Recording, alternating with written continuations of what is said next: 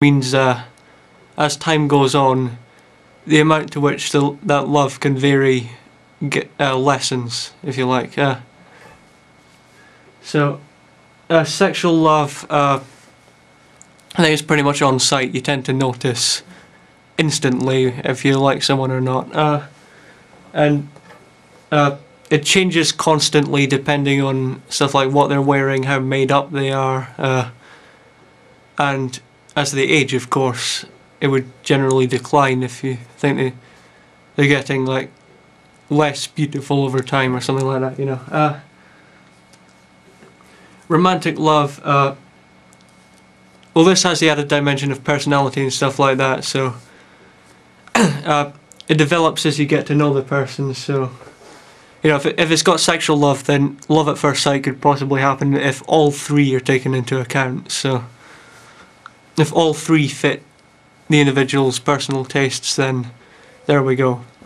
That could be love at first sight. So again, it changes constantly, but you know, since personality I don't think changes that much, then it probably changes less if you try and look at the whole thing in general. But again, I've said if there's a sexual element, like I said, on site. So, and it also declines with age, and I put down resulting in married couple stereotypes. In other words, you know, older people that just hate each other's guts because obviously all they had was sexual love, and they didn't even bother trying to take personality and stuff like that into account because they were just so interested in how each other looked. So now, once that's declined over time, you've got meh, gone. So, oh. I'm not aware of my time at all, so I really better hurry up. Is a choice, parental love. Let me see. None of them are a choice, basically. Parental love, it depends on the mental conditions, like I said, psychopaths, stuff like that. But there is no choice. It happens. So it happens or it doesn't happen, depending on your mental conditions. Basically, with a child. Depends on upbringing and mental state, but again, there's no control. Sexual love, I can see how many might think that we're attracted. I can see that we might decide. I see that I can see that some people might see how we can decide who we like, but that's just not the case. But I suppose if you were really you could probably force people to go on diets or force people to eat, or if you're really sadistic, you could, you know, burn them or scar them or, you know, anything to deform them so that they don't look as good to you or something. I don't know. I'm sick-minded that way. Or take meth. Yeah, I don't know why I put that stuff down. Romantic love, you know, as above with sexual love, but you know, more complicated situations would be needed to change that kind of thing, but in general there is no control there. So there's no control over who you love, what, or yeah. So is it innate? In all three cases, no. All are acquired over time, all of them. Can we control it? Parental love, I think you can aim it, like in terms of how you raise your child, but you can't directly control it. You don't know what the end result is going to be no matter what, or without some kind of extremely powerful futuristic machine, which we don't have yet. So sexual love towards individual people, oh god,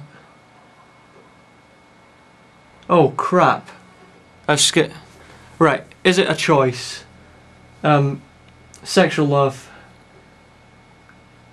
We discover who we're attracted to, basically. Romantic love, same thing, but with less. But social influence has a factor in both sexual love and romantic love, but less in romantic love. Can we control it? That's where I said yes, but it would involve you know, scarring and stuff like that. You know, romantic love. As I said before, the more complex thing, you know. Refer to what I said with, is it a choice, basically, because I got those two mixed up. That's why I said, oh crap. So, God, I really hope I have enough time here. Can it control us? In all three cases, yes. Parental love makes us less likely to harm the child or parent, makes discipline more or less effective, or strengthens or weakens desire to use it. Sexual love, yes, simply distracting someone's attention by noticing the person is control. So, but it could go as far as, you know, going out of your way to achieve a sexual encounter, stuff like that. That's quite common. Romantic love, even more yes than the others, because the desire to be with that person could result in very uncharacteristic actions. I remember one case I had of this myself. I'm not going to go into detail because I really don't think I have that much time left. And countless Hollywood movies depend on this being right, so yeah. How important is love? God, I hope I have enough time. Parental love is very important, as without it we'd be less inclined to nurture our young or stay with our parents as a child.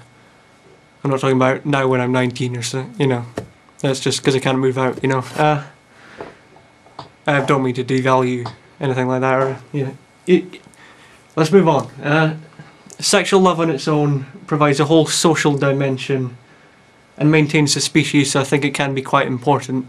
But romantic love is extremely important, as it provides deep happiness and furthers the species and that social dimension and all that stuff. So, oh god. Sofia, that was a killer question. Killer in terms of I'm pretty much dying over it, so yeah. I hope this was a somewhat satisfactory answer. I hope this fell into 10 minutes. If not, ah well. Bye.